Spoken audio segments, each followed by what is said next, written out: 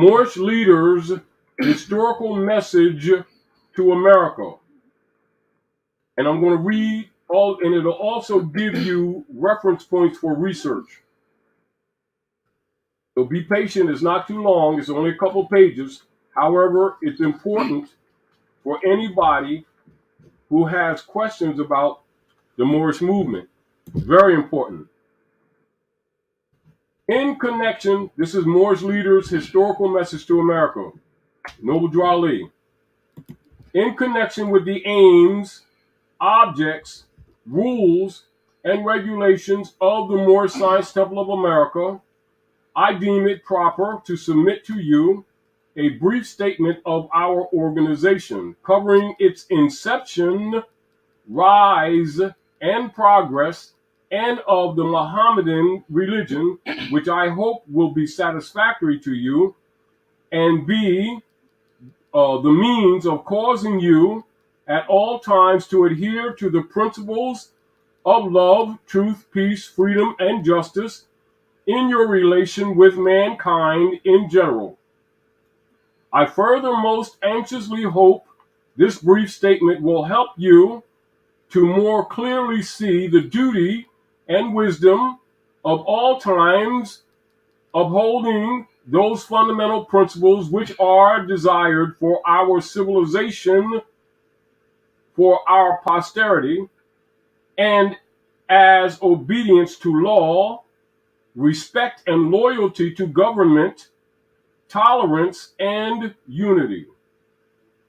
We organized as the Moorish Temple of Science in the year 1925 and were legally incorporated as a civic organization under the laws of the state of Illinois on November 29th of 1926. The name Moorish Science Temple was changed to the Moorish Temple of Science was changed to the Moorish Science Temple of America, May 1928, in accordance with the legal requirements of the Secretary of State, etc. Of Illinois, pardon me. The object of our organization is to help in the great program of uplifting fallen humanity, and teach those things necessary to make our members better citizens.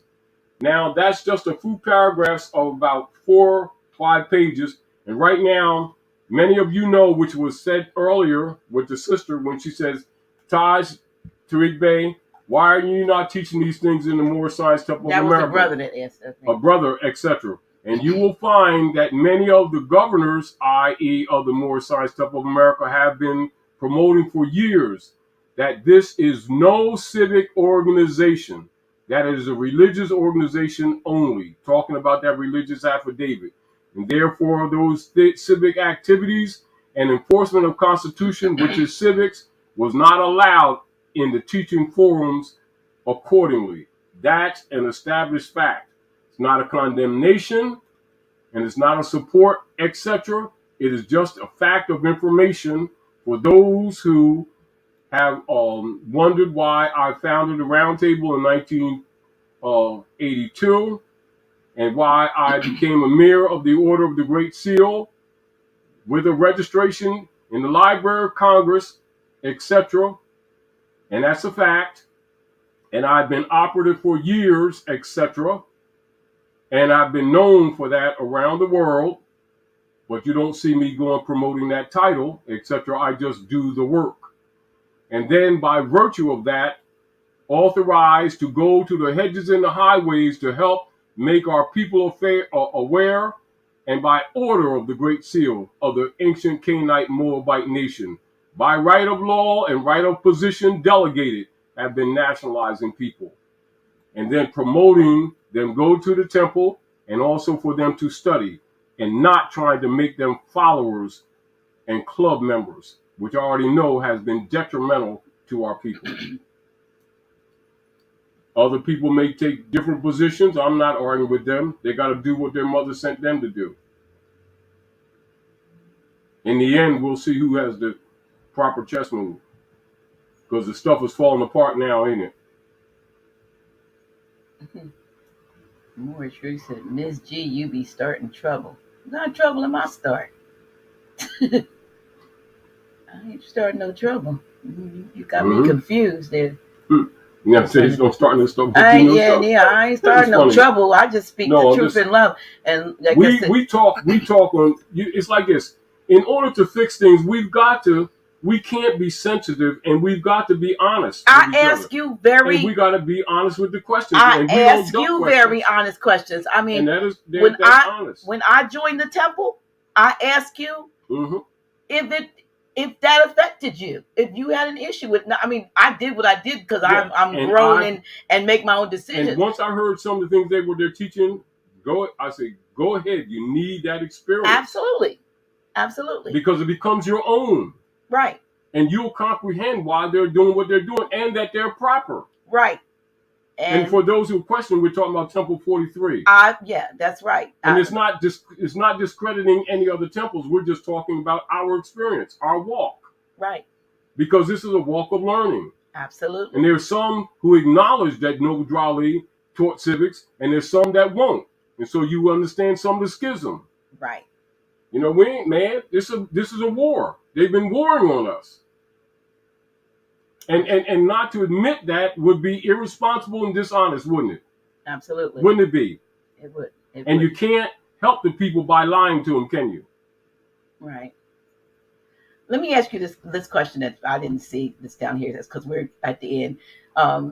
Says, please ask Grand Sheik, as far as nationality of Moorish Latins throughout Central America, how do we bridge the seeming language comprehension issue when dealing with nationality? All right, here we go.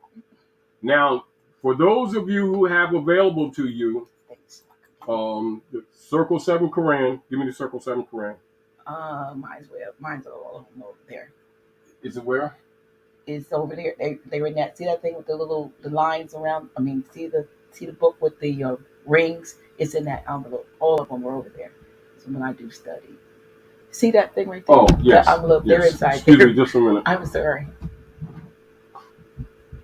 They do apologize. I can't figure out where this is to get out of here. You see them in there? Uh-huh. Yeah, they're in that envelope. Yep. Now, I want to read from the Circle 7 Quran and give you some sound social political concepts. Now, repeat that question for the people. Okay.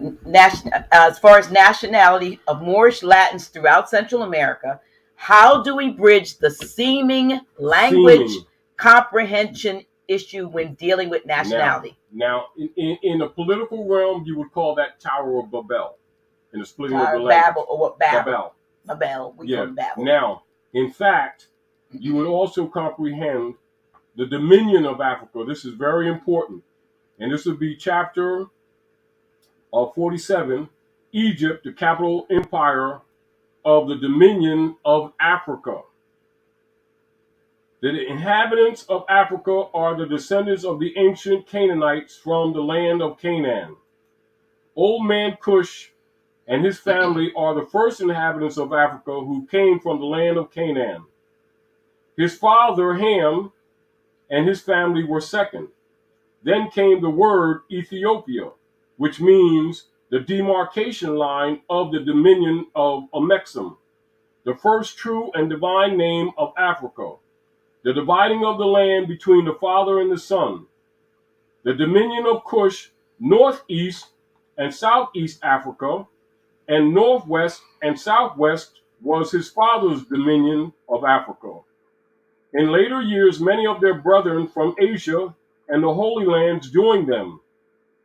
The Moabites from the land of Moab, who received permission from the pharaohs of Egypt to settle and inhabit northwest Africa, they were the founders and are the true possessors of the present Moroccan Empire, with their Canaanite, Hittite, and Amorite brethren who sojourned from the land of Canaan seeking new homes. Their dominion and inhabitation extended from northeast and southwest Africa across the great Atlantis, even unto the present North, South, and Central America, and also Mexico, and the Atlantis Islands before the great earthquake which caused the great Atlantic Ocean. The river Nile was dredged and made by the ancient pharaohs of Egypt in order to trade with the surrounding kingdoms. Also, the Niger River was dredged by the great pharaoh of Egypt in those ancient days for trade, and it extends eastward from the river Nile, westward across the great Atlantic, and it was used for trade and transportation. According to all true and divine records of the human race, there is no Negro, black, or colored race attached to the human family, because all the inhabitants of Africa were and are of the human race, descendants of the ancient Canaanite nation from the holy land of Canaan. What your ancient forefathers were, you are today, without doubt or contradiction. And there is no one who is able to change man from the descendant nature of his forefathers unless his power extends beyond the great universal creator Allah himself. These holy and divine laws are from the Prophet Noble Ali, the founder of the uniting of the Moorish Science Temple of America. And these laws are to be strictly preserved by the members of all the temples of the Moorish Science Temple of America, that they will learn to open their meetings and guide it according to the principles of love, truth, peace, freedom, and justice. And every subordinate temple of the Grand Major Temple is to form under the covenant of love, truth, peace, freedom, and justice, and to create their own laws and customs in conjunction with the laws of the Holy Prophet and the Grand Temple. And I, the Prophet Noble Ali, was sent by the great God Allah to warn all Asiatics of America to repent from their sinful ways before that great and dreadful day that is sure to come. The time has come when every nation must worship under its own vine and fig tree, and every tongue must confess his own. And through sin of disobedience, every nation has suffered slavery due to the fact that they honored not the creed and principles of their forefathers. That is why the nationality of the Moors was taken away from them in 1774, and the words Negro, black, and colored were given to the Asiatics of America who were of Moorish descent, because they honored not the principles of their mothers and fathers, and strayed after the gods of Europe, of whom they knew nothing. So as you can see, when you're dealing with America, North, Central, and South, you're dealing with the Moroccan Empire.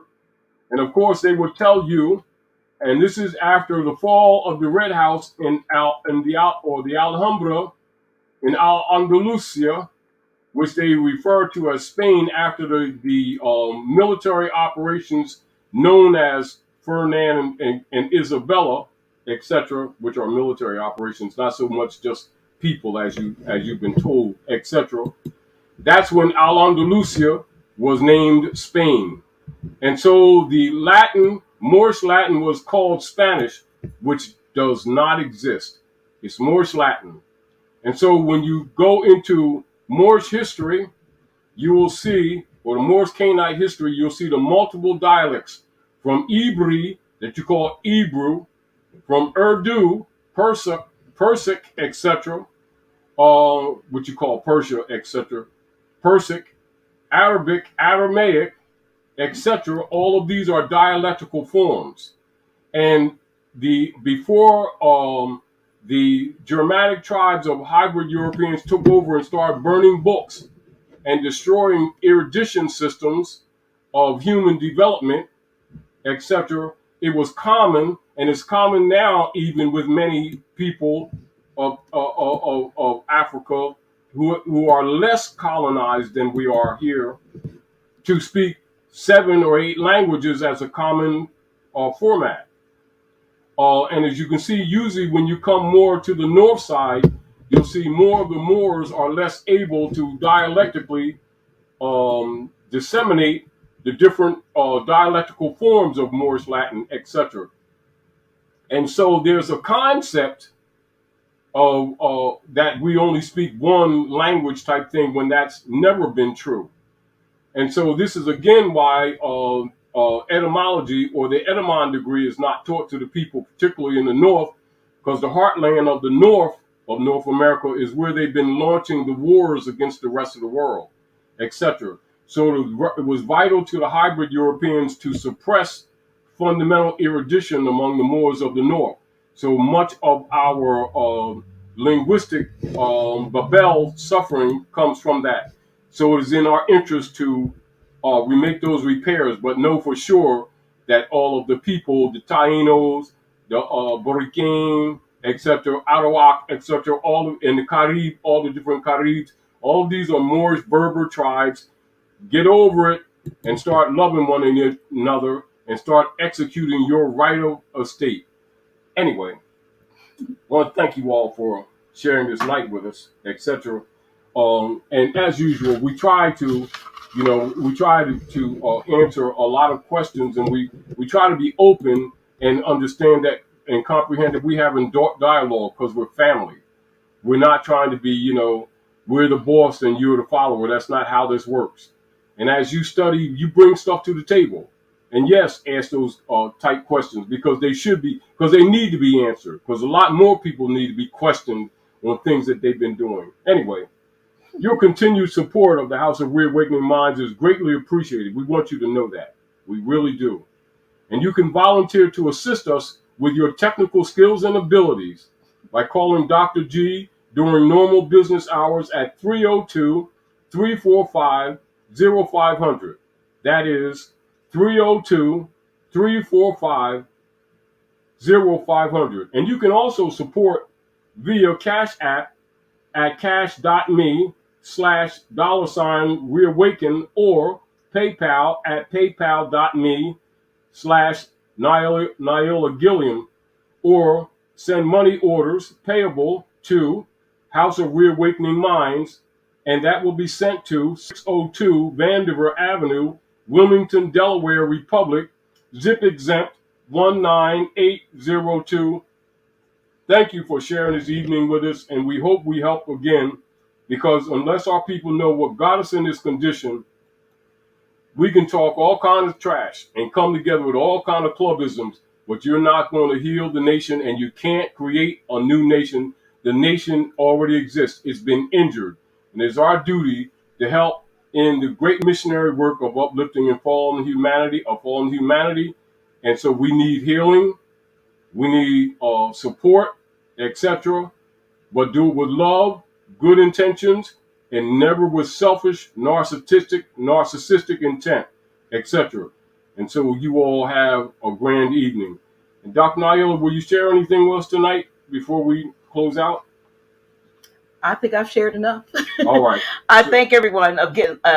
Just to echo what you said, we thank everyone for their ongoing support. All the phone calls we get on a regular basis, on a daily basis. Having a little problem getting this stuff unstuck. The calls, the emails, and I apologize sometimes when I don't get to answer your emails. Remember, we're doing multiple things. Yeah, and it's just a handful doing it, like two hands. Yeah. So we just thank you so much for your patience. Thank you for your orders for USB drives, and anything we can do to help, please just reach out to us. Particularly the Maghreb. He cooked Egypt of the West, that you know as Maghreb, or the North Gate, North America, and the Aboriginal peoples here in their operations. And in their social engineering operations, they set up or adopted a set of code, social engineering, particularly constructed from the dark side priesthood of the bishopric of Rome, and they're known as the Christian Black Codes of 1724, adopted into all of the operative trading states of business operating at North America, which later becomes what you've been told are the states of the Union,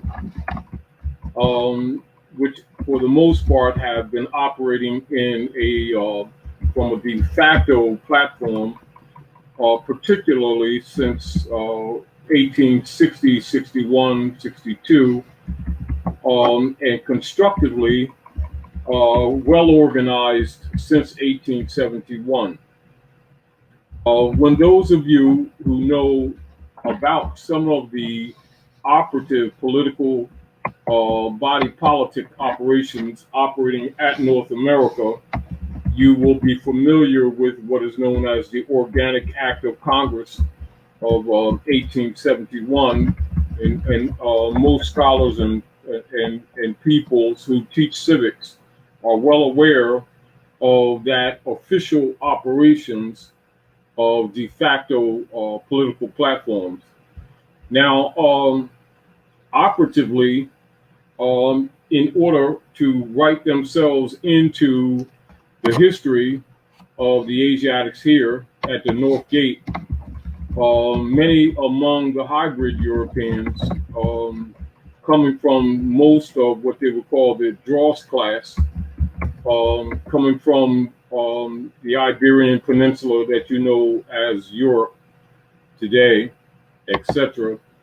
And thereafter, particularly after the 1800s, but much of the battles that have taken place on the land since the 1700s, etc., has been in the what you would call stage by stage eventual overthrow of the Moorish Empire in the at the Maghreb or the Western Hemisphere, generally referred to in history books as the colonization of North America. That's the cover for the colonization and the conquest of the Maghreb, or what is known as the Red House, also referred to as